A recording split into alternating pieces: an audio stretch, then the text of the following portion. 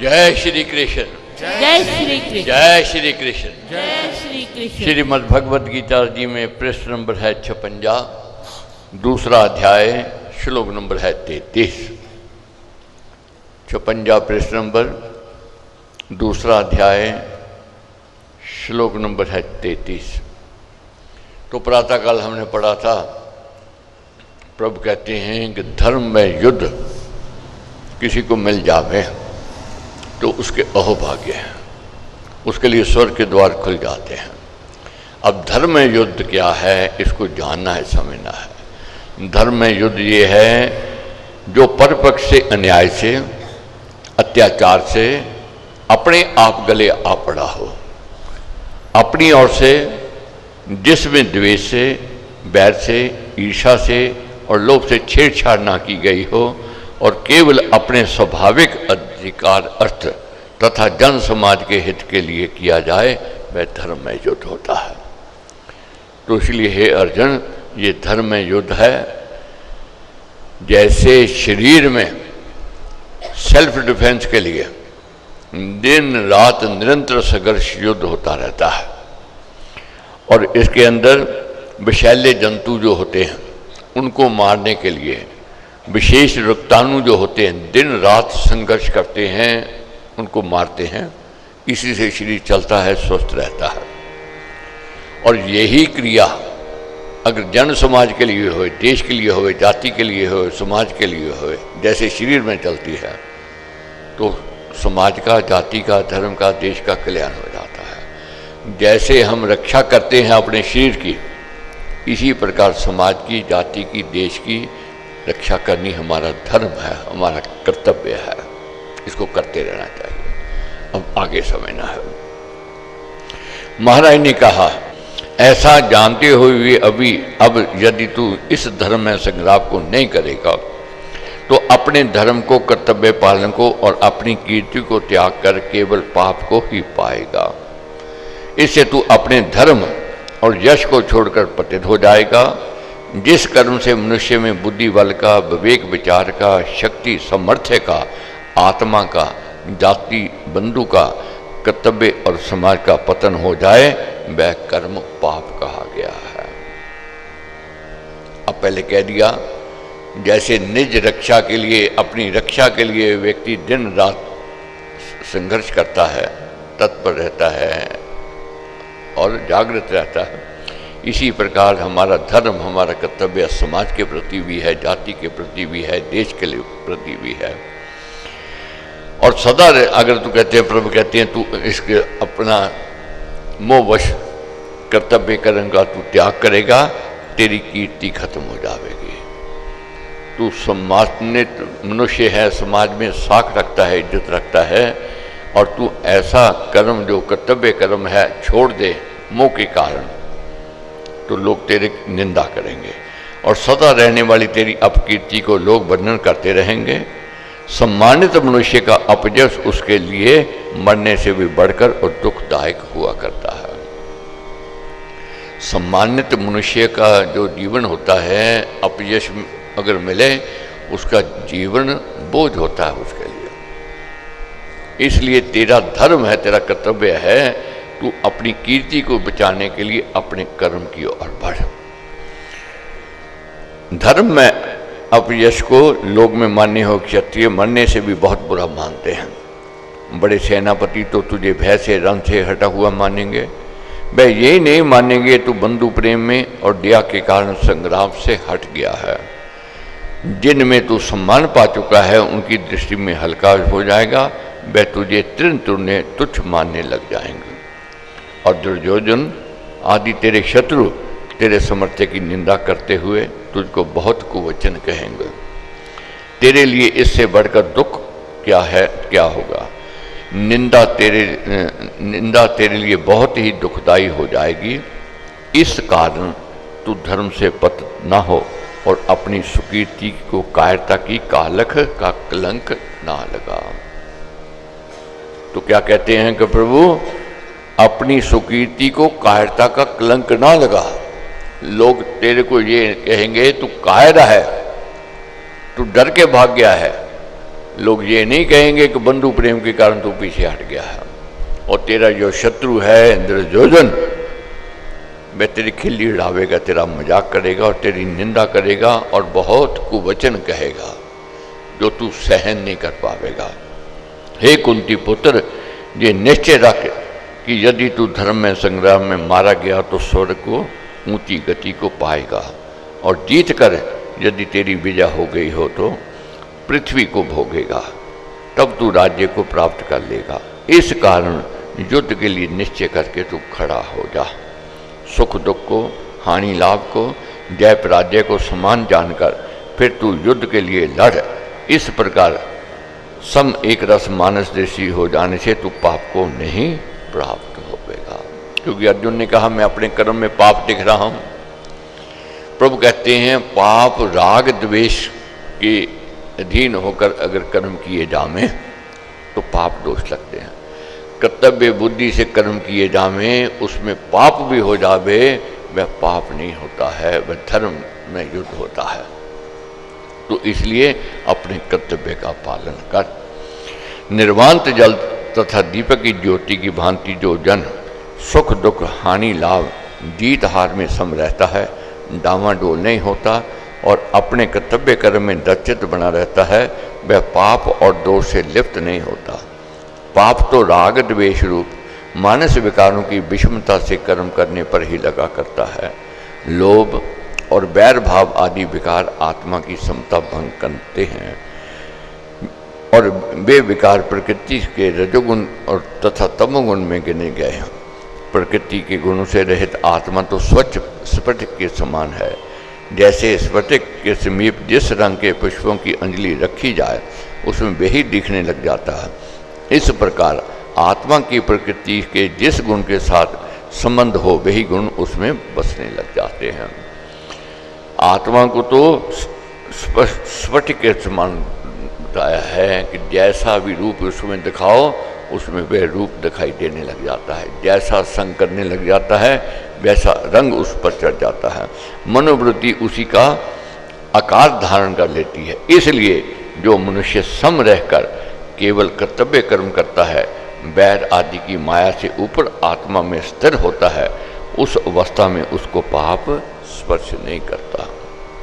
भगवान ने कहा हे अर्जुन, जहाँ तक जो आत्म तत्व का वर्णन हुआ है, ये बुद्धि ये ज्ञान मैंने तुझे सांख्य सिद्धांत अनुसार कही है, और अब कर्म योग के अनुसार ये ज्ञान तू मुझसे श्रवण कर।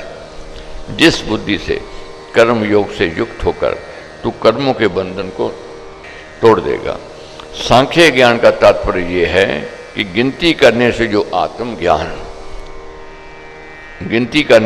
आत्मज्ञान हो, प्रकृति की उसके गुणों और उसके विकारों की विवेचना करते हुए जो शेष रह जाए उनसे भिन्न सिद्ध हो, सांख्यवाद से वह आत्मा है। ऐसे ही देह में घटना बढ़ना होता है, ये परिवर्तनशील है। इंद्रियां भी प्रकृति के विकार हैं। मन और बुद्धि की वृत्तियां सूक्ष्म प्रकृति का अंश है। ये सब बदलने वाले अंग हैं, ये सत्य तथा नित्य नहीं हैं। मृत देह में इंद्रियां तो होती हैं परंतु चेतना नहीं रहती। इस कारण वह चेतना इंद्रियों का विषय नहीं है। इन विनाशी तथा जड़ विकारों के अतिरिक्त जो जानने देखने सुनने समझने वाले चैतन्य सत्ता है वह आत्मा है। वह प्रकृति विकार न होने से अमर अविनाशी वस्तु है। वह पांच भूतों में से किसी भी भूत का विकार नहीं है, अतएव नित्य पदार्थ है। वह सूक्ष्म है, इस कारण अच्छिन्न है और अभिन्न है। उस आत्मा का स्वभाव स्वरूप ही ज्ञान है। उसी का प्रकाश सब इंद्रियों को प्रकाशित कर देता है। जैसे एक ही विद्युत धारा अनेक बत्तियों को, एक गुच्छे को एक बार ही प्रकाशित कर देती है, ठीक इसी प्रकार एक ही आत्म ज्योति सब इंद्रियों को प्रकाश प्रदान करती है। आत्म सत्ता तो सविता प्रकाश है, चैतन्य है। उसका देह के साथ, इंद्रियों के साथ, मन और बुद्धि के साथ सविभाव संबंध है। ये सब उसके अपने साधन हैं और वह इसका सबका शासक स्वामी है। आत्मा सबका शासक स्वामी कहा गया है। इंद्रियां हैं आंखें हैं, कान हैं, वाणी है, हाथ हैं, पैर हैं, अगर चेतन ना हो तो ना आंखें देख सकती हैं, ना कान सुन सकते हैं, ना वाणी बोल सकती है, ना हाथ पैर चल सकते हैं। ये सबका मालिक कौन है? ये चेतन है, आत्मा है। आत्मा परमाणुओं से भी सूक्ष्म है। परमाणुओं में चेतनता नहीं है, उनमें कंप है, जो किसी प्रकार जीवन तो कहा जा सकता है, परंतु उसे जीव आत्मा मानना भारी भ्रम है। परमाणुओं के दो विभाग ऐसे हैं जिनको रजोगुण तथा तमोगुण कहा जाता है। सत्वगुण शक्ति के रूप में सब परमाणुओं में समता से रहता है। ऊपर के दोनों विभाग विद्युत ही कहे जाते हैं। ऐसे कंपयुक्त परमाणुओं से ही सब संसार बना हुआ है, इसलिए इसमें कंप है तथा गति है। गति के परिणाम ही उत्पत्ति, लय, बनना, बिगड़ना और नाश आदि माने जाते हैं। आत्मा परमाणुओं के पुंज से नहीं बना है, वह अपकृत सत्ता है, इस कारण वह स्वरूप से अचल और अविनाशी है। परमाणु पुंज समय अवस्था में केवल होना मात्र है, वह शक्ति रूप ही कहा गया है। वह परमाणुओं की शक्ति, उनका अचिंत्य अस्तित्व परमात्मा के भाव में विलक्षण रूप से विद्यमान है। सब जीव आत्माएं पार ब्रह्म की अचिंत्य सत्ता में भाव रूप से विद्यमान समझे गए हैं। यही सांख्य ज्ञान है। वही कालांतर में थोड़े से विचार भेद में वेदांत बन गया। बुद्धि योग से भगवान का तात्पर्य कर्म योग और भक्ति योग है। कर्म योग भक्ति धर्म बुद्धि सिद्ध है, युक्ति युक्त है और ज्ञानमय है, कोरी कल्पना नहीं है, निरापरोक्ष भाग नहीं है और मनुष्य का स्वाभाविक धर्म ही इसी कारण इसको बुद्धि योग कहा गया है। कर्मों का करना स्वभाव सिद्ध है। संसार में कोई भी मनुष्य कर्म किए बिना नहीं रह सकता, इसलिए कर्म योग का दर्शन बार यौक्तिक और बौद्धिक है। इसी कारण इसको बुद्धि योग कहा है। भगवान ने कहा, इस कर्म योग में अभ्यास का किए कर्म का नाश नहीं होता है, इसमें विपरीतता उल्टा परिणाम भी नहीं होता। इस धर्म का पालन किया हुआ थोड़ा सा भी अंश मनुष्य के बड़े भारी भय को बचा लेता है। शुभ कर्म का अल्प मात्र संस्कार भी कालांतर में आत्मा को जन्म मरण से बचा लेने का कारण हो जाता है। भक्ति धर्म का सूक्ष्मतर बीज भी यदि अंतःकरण के क्षेत्र में बो दिया जाए तो वह अवश्य ही अंकुर ले आता है और समय पाकर एक विशाल वृक्ष बन जाता है। इससे आत्मा का निश्चित निस्तार होता है। इस कर्म योग रूप भक्ति धर्म में यही उत्तमता है। क्या कहा है प्रभु ने? पुण्य कर्म कभी व्यर्थ नहीं जाते हैं। हम कहने में ये कह देते हैं कि बहुत छोटी सी बात, थोड़ा सा पुण्य कर्म किया है, इसका क्या मिलेगा? बीज बहुत छोटा होता है, मगर बीज के अंदर विशाल वृक्ष समाया हुआ है, फल और फूल सब समाये हुए हैं। इसी प्रकार ये अंतःकरण की धरती में अगर शुभ कर्म का बीज बो दिया जावे, एक ना एक दिन समय आने पर यही बीज एक विशाल वृक्ष बनता है। और पुण्य कर्म किया हुआ कभी कभी ऐसे समय में सहयोगी हो जाता है, व्यक्ति को जन्म मरण से बचा लेता है। बड़े से बड़े विपदा में को घिर जावे व्यक्ति। अब देखते हो कभी बड़े बड़े एक्सीडेंट होते हैं, देखो बाल बाल कर बच जाते हैं, तो क्या कहते हैं? कोई ना कोई इसने पुण्य कर्म किया हुआ है, जो पुण्य कर्म ने इसको बचा लिया है। तो पुण्य कर्म कभी व्यर्थ नहीं जाता है। कर्म योग से, निष्काम कर्म से तथा ईश्वर भक्ति से मनुष्य का कल्याण हो जाता है। हे कुरुनंदन, ऐसी निश्चयात्मक बुद्धि, निश्चित धारणा, सुनिश्चित निश्चय इस विषय में एक ही है। और इस निष्काम कर्म में तू निश्चय रखने वालों की धारणाएं बहुत शाखाओं वाली अनंत होती हैं। युक्ति युक्त इस निष्काम कर्म में सुदृढ़ श्रद्धा रखने वालों की धारणा को तो अटल होती है कि कर्म योग से ही हमारा कल्याण हो जाएगा। परंतु जो जन कर्म धर्म में विश्वास नहीं रखते, वे नाना वासनों में फंसे हुए अनगिनत देवों के पीछे दौड़ते हैं और अनेक स्वर्गों की प्राप्ति के उपाय करने में तत्पर बने रहते हैं। ऐसे शंकाशील, अन्य कुछ नहीं ऐसा कहने वाले भोग विलास की कामना वाले, स्वर्गों की प्राप्ति में तत्पर, वेदवाद में उलझे हुए पंडित लोग जो इस जन्म मरण के फल को देने वाली भोग ऐश्वर्य की प्राप्ति के लिए किए जाने वाले कर्म कांड विशेष से बहुत भरी हुई खिल्ली हुई लच्छेदार वाणी को बोलते हैं, स्वर्ग के सुखों के विचित्र वर्णन मनोहर भाषा में करते हैं, उन भोग ऐश्वर्य में सख्त और उस लुभावनी भाषा से नष्ट चित्त वालों जनों की बुद्धि निश्चयात्मक नहीं होती, ना ही उनकी बुद्धि में समाधि में स्थिर होती है। वेदवाद से यहाँ तात्पर्य उस कर्मकांड से है जो बड़े आडंबर से स्वर्ग के भोग ऐश्वर्य के लिए किया जाना वर्णन किया जाता है। यद्यपि ऐसे वर्णन बड़े सुंदर हैं, चित्त आकर्षक हैं, प्रलोभन युक्त हैं, परंतु निष्काम कर्मयोग के विपरीत है, केवल अर्थवाद मात्र हैं और मन को चंचल ही बनाते हैं। उनसे मनुष्य की संसारिक वासनाएं ही बढ़ती हैं, इस कारण उनमें सार नहीं है। ऊपर के तीनों श्लोकों का लक्ष्य बिना योग युक्त सकाम यज्ञवाद है। ऐसे स्वर्गों की सुखों की कामना करने वाले सकाम कर्मियों का निश्चय निश्चल नहीं होता, ईश्वर भक्ति में उनकी दृढ़ श्रद्धा नहीं होती। हे अर्जुन, यज्ञ विधायक वेदवाद तीन गुणों के विषय वाले हैं, सत्व, रज और तम। इन तीन गुणों युक्त फलों की प्राप्ति का उपदेश देते हैं।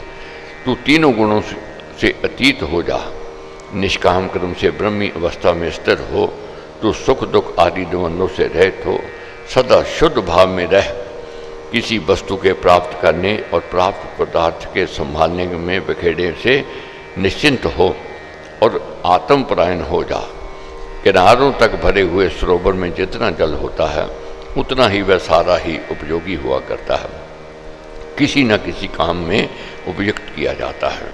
इसी प्रकार सब वेदवादों में जितना ज्ञान है वह सब ज्ञानी ब्राह्मण भगवत व्यक्ति की दृष्टि में उपयोगी है। सर्व वेदवाद उत्तम, मध्यम और अधम कोटि के मनुष्य को लक्ष्य में रखकर वर्णन किए गए हैं। इस कारण जल के अखंड पूर्ण जलाशय की भांति उनका सब ज्ञान उपयोगी है, परंतु निष्काम कर्मी भगवत भक्त उसमें से अपने प्रयोजन का ज्ञान ग्रहण कर लेता है।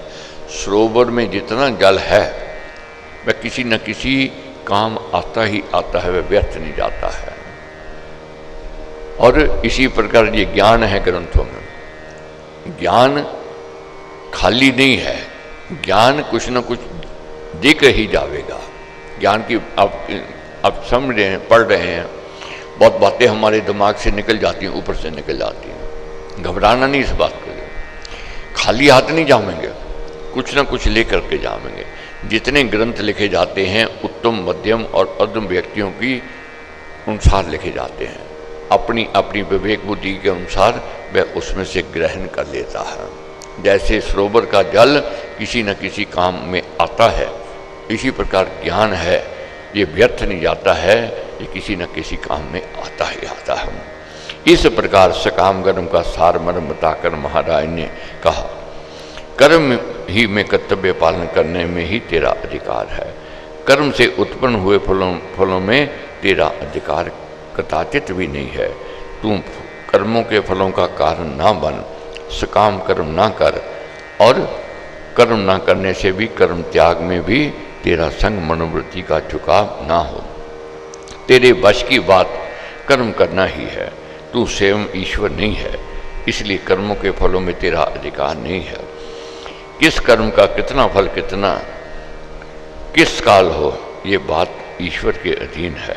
इस कारण भगवत भक्त जन तो अपने कर्तव्य कर्म को श्री भगवान के चरणों में अर्पण करके फलों की चिंता से चित्त को निश्चिंत कर लिया करते हैं।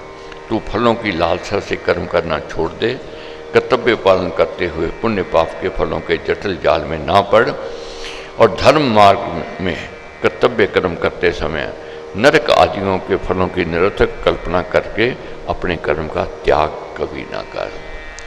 अब देखोगे हमारे अधिक तक पुण्य कर्म भी फल की लालसा के अधीन होते हैं।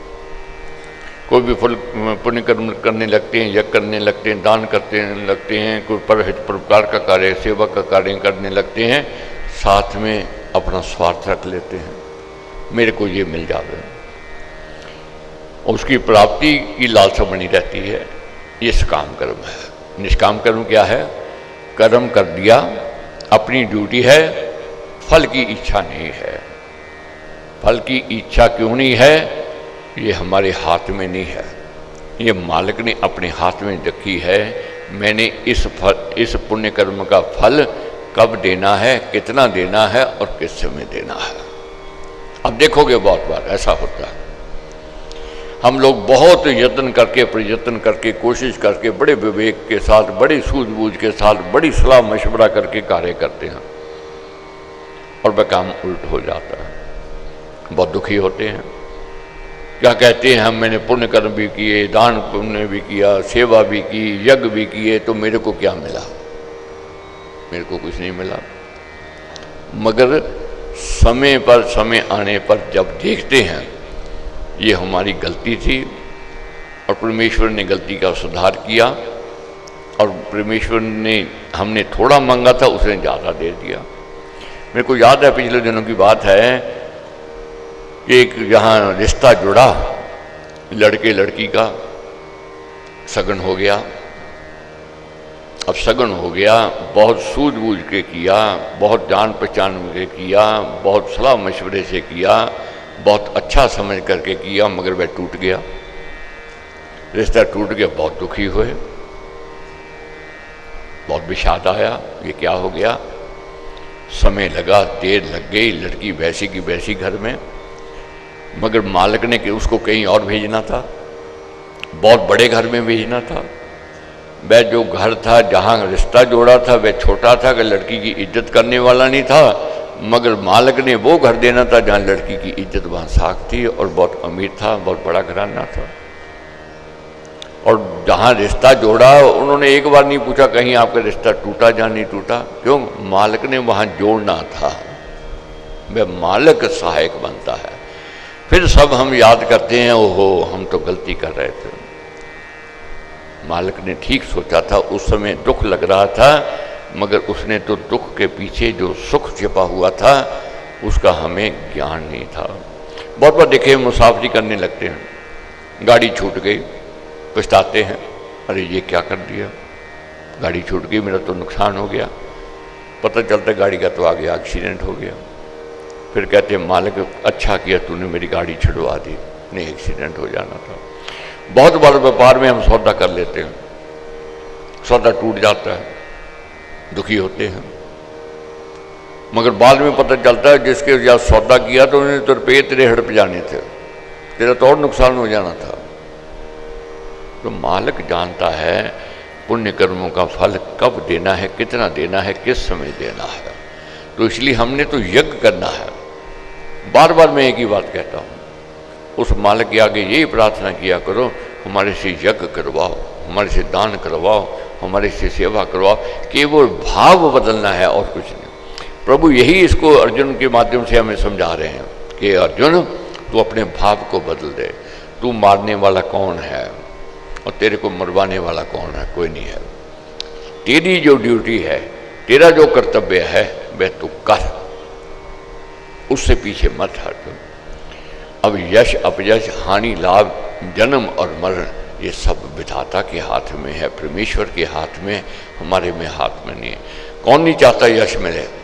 हर एक आदमी चाहता है मुनाफा मिले, हर एक चाहता है मेरा जीवन लंबा हो, मगर मालिक जानता है कितना जीवन है। मालिक जानता है किसको यश देना है, किसको अपयश देना है, ये उसके ऊपर है। मालिक जानता है किसको लाभ देना है, किसी को हानि देनी है। मगर एक बात स्पष्ट यहाँ कह दी है कि पुण्य कर्म का सूक्ष्म से सूक्ष्म बीज भी अगर अंतःकरण में बो दिया जाए, वह एक ना एक दिन विशाल वृक्ष बनता है और वह सुख देता है और वह उत्तम फल देता है।